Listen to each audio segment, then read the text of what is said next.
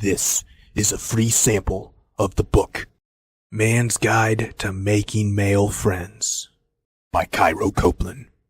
The first half of this book is posted right here on YouTube, free for everyone to listen to.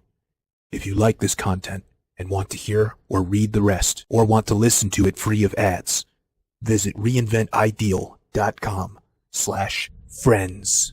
The book is available on Kindle, paperback, and Audible at reinventideal.com/friends. Chapter 1. How did men become so isolated? It has become more difficult for a 30-year-old guy to make male friends than it is for an 18-year-old guy to find a girlfriend. Growing up, the boys often played with other boys while girls played with other girls.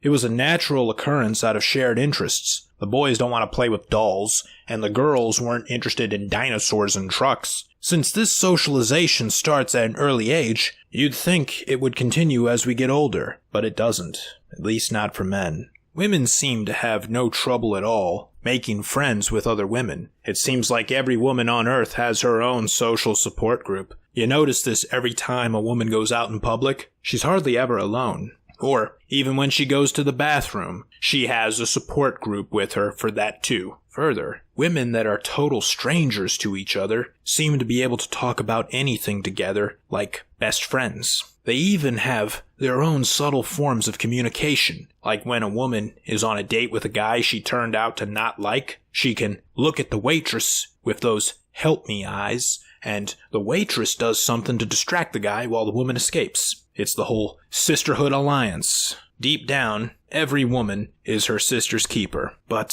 we don't have the same thing as men, where every man is his brother's keeper, do we? These additional levels of safety have helped usher in the female primary pecking order of today's society. This order comes at the expense of men's comfort and happiness. Now, some say it's social justice, namely social justice warriors, because in past history, the social order was male primary. But those days are long gone. It's more likely that society has overcorrected itself in the manner of equalizing the statuses of the sexes.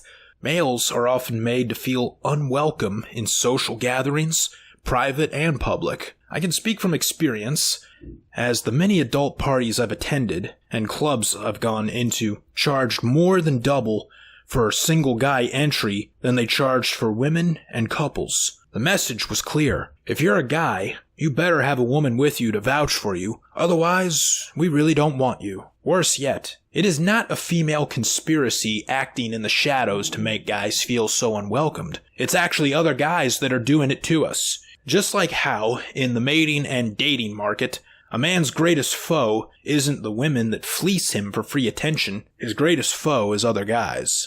Because other guys give out free attention and validation so easily to women like foolish simps. The single women expect to be treated like queens by all men as a result. The problem originates from the competitive nature of males, and while in the mating and dating market, we see each other as competitors, the result is that we turn against each other over women. This is true not just with the dating world, but in many aspects of our lives. While the women of the world seem to march together all in unison, the men seem to spar against each other more often. There is a worldwide sisterhood alliance, but no brotherhood. Why can't guys have a similar bond? What is it that has caused us to become isolated from another? Cultural conditioning of the blue pill. The blue pill has done yet another disservice to men by encouraging them to disconnect from each other. Now, in my coaching practice, I always ask my clients how many male friends they had, and many of them had none. And here are some of the reasons they'd tell me as to why. They would give me statements like,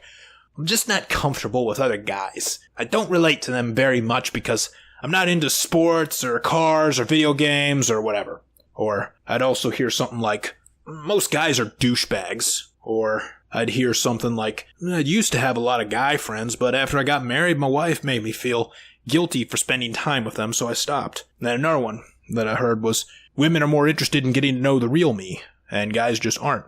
So it would seem that every group of adult friends today is just a bunch of people who almost dated.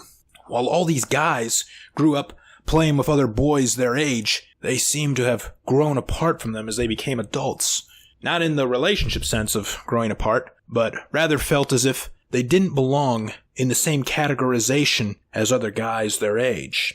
That begs the question, what happened between childhood and adulthood to cause this? First, there was the government-run education system that pushes the fempowerment mandate. The teachers in this education system are often female, so the boys learn early on that it's more important to win a woman's approval than it is to win the approval of their male peers. Second, many of these boys were raised in single-mother households. They were born in the era of no-fault divorce and were often disconnected from their fathers. With just a mother left in the home, the idea that they must do all they can to win the approval of a woman was reinforced here. Other times, if there was a father present, most likely divorced and living away, the mother often had the greater custody. Perhaps she would complain about the failures of his father and made it explicit to her son that she was going to raise him to be nothing like his father. Or the boy saw how much his father distressed his mother and decided on his own to be nothing like him. Either way, the boy learned to prioritize a woman's bond in favor over a man's. Third, the way that many boys are raised today is as if they are defective girls. They're taught that their masculine nature is toxic and should be resisted. They're told that they should be more feminine in the sense that they should share their feelings and be more vulnerable more often. The boys falsely assume that they are safer doing this with females than with males because they're afraid other guys will make fun of them for having feelings. Often, the blue pill conditioned male believes he is different from other men, even superior to them. Of all things that the blue-pilled male is, an asshole is not one of them. I'm a nice guy, they'll say. I'm one of the nicest guys you'll ever meet. They believe themselves to be exceptionally nice and good character to their core, like Captain America Steve Rogers. And this becomes a pride point for them, that they are not like the asshole boyfriends their female friends complain about, nor the bad fathers their mothers complained about. They intentionally try not to be like these guys. Also, many guys believe that most other guys are inherently bad or just losers. They think that all other guys want to do is drink beer, play video games, and watch sports. Where does this perception come from, though? It's not from real-world observation, but rather from media depictions. You see, it can't be from real-world observation because these guys don't hang out with other guys enough to know that that's what really goes on in the life of another male. But every sitcom, and most of those teen comedy movies, show young men to be exactly this. To be these lazy bums that just sit around the house, drink beer, and watch TV. And as for the older guys, just about every mature guy on TV is portrayed as a total moron. Who would want to be friends with that?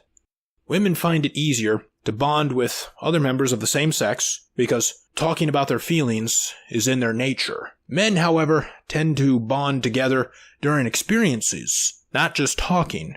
Female nature seems to suggest that women are more interested in people, while male nature suggests that men are more interested in things. Dr. Jeffrey Grafe seems to have confirmed this in his book, The Buddy System, Understanding Male Friendships.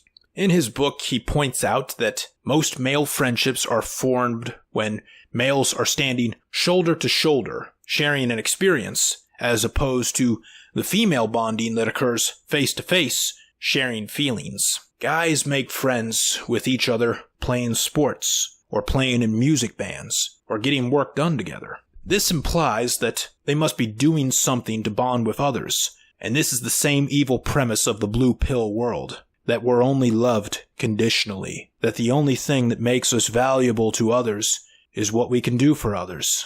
This inferior style of thinking and gravitation to be service-oriented, becoming less so others can become more, is what makes many males unsuccessful with women. It should be no surprise that it also makes them unsuccessful with other males as well.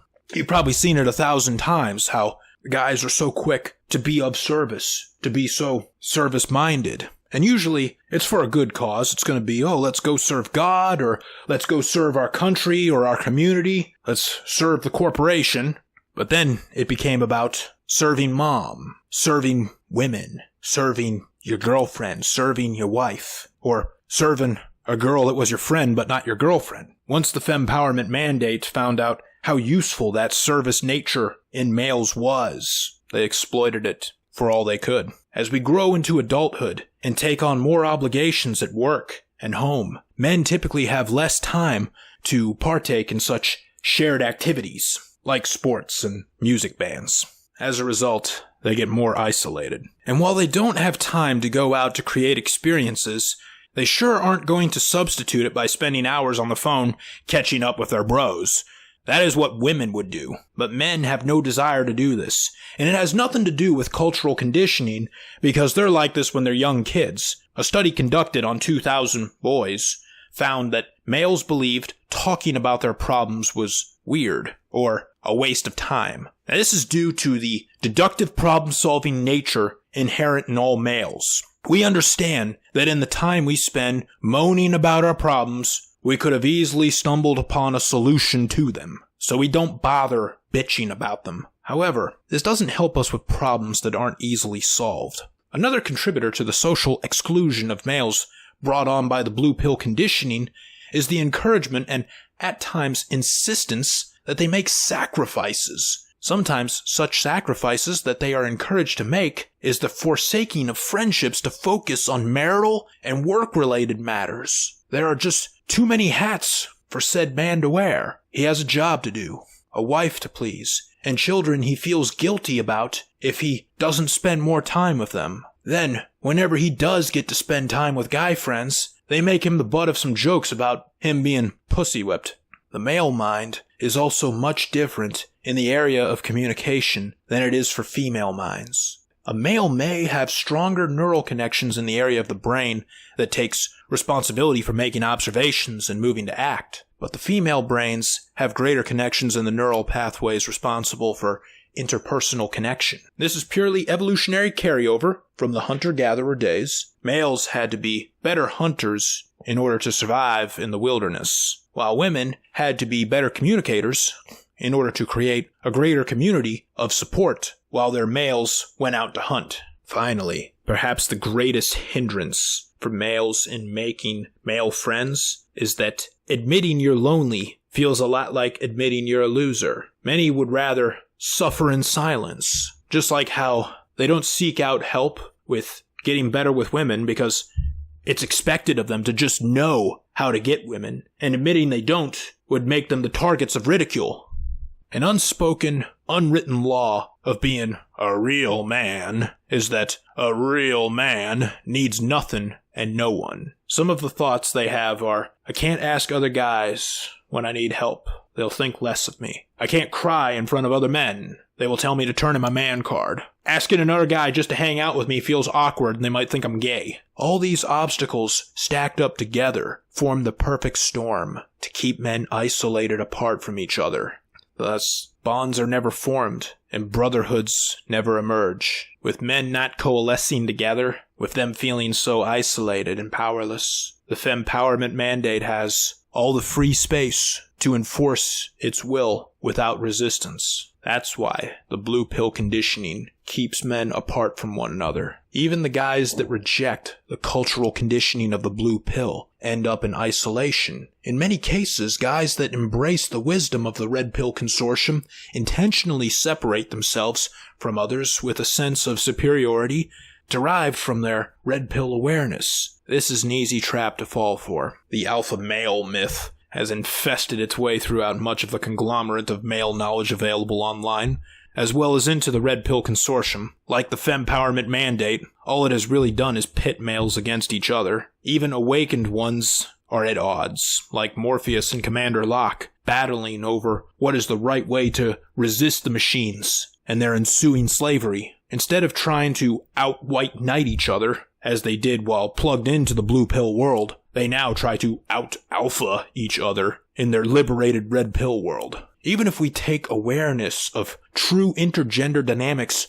out of the picture, a competition to outdo each other still exists, or at least an inner-driven push to separate from each other exists. There's a trope of the lone wolf, badass, like Clint Eastwood, that we're expected to adhere to. This image and ideal is uniquely American because men in other cultures don't have this friendship problem. In American culture, an idea has permeated that men don't like relationships. And this is quite ironic as males are more wired for them. Boys are more likely to form playground gangs, sports teams, and musical bands. And it's been that way for as long as history books can document it.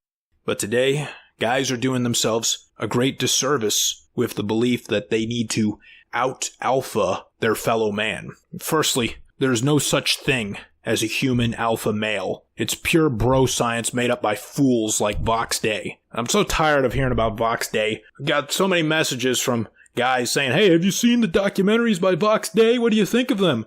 His sociosexual hierarchy where he goes through the alpha and the beta and the sigma and the gamma. I was like, no, I have not seen them. I tried as hard as I could to watch them, but it's just awful YouTubing. If you're going to make a YouTube documentary, please do something more than just sitting in front of the webcam talking, all right? Any idiot can do that. So if you're going to make a documentary, you need to actually include some B-roll and make it feel like a documentary. And on top of that, if your subject matter is trash, like Vox Day's subject matter, then it doesn't matter how good you try to make it, it's still trash. Because the proper classification words for the dynamic you're talking about, it's not alpha and beta. The proper words are dominant and submissive when referring to strong and weak men. Because every relationship, not just male-female, but same-sex relationships even, have dominant and submissive participants in it. And whether you are a dominant or a submissive male is only relevant when the subject being discussed is attracting women. It's only beneficial for you to be dominant around women, not around other men, unless they are already your subordinates. Because to be so domineering around other guys only makes them dislike you. I mean, we all had that boss that was such a jerk because he wanted to feel so in charge and flex his authority. And you immediately thought, what is this guy trying to compensate for? Secondly, just believing in the alpha male myth further separates you from other guys because you see them as your competitor. It will have you going down the loner's path, which only creates another unnecessary obstacle to your life's success. Strangely, and this is how you know the world is working against males, the world pushes men down this path and praises them for it. However, the commonality of the lone male, while powerfully pushed down our throats and seemingly accepted, is a very recent creation. In the past, male friends came from doing things together like military service, working on the farm, and being shipmates. There was no shortage of work back then to make guys band together. Further, this was manual labor, not office work. You were going to bust and sweat your ass off side by side with other men, so you may as well make friends with them because the survival of the tribe depended on it. Throughout the progression of time, community took a back seat to independence, with homes in the suburbs, commuters opting for car rides alone instead of buses and trains, and cubicle offices took over old workspaces where bonding was encouraged. From the industrial age to the digital age, the isolation trend began.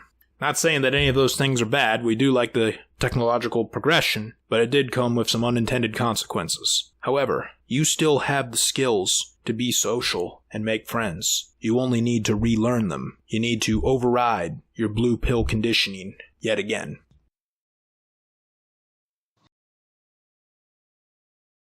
Thank you for listening to this free sample of the book, Man's Guide to Making Male Friends, by Cairo Copeland. If you enjoyed it and want to hear or read the rest, or want to listen to it free of ads, visit reinventideal.com/friends. The book is available on Kindle, paperback, and Audible at reinventideal.com/friends.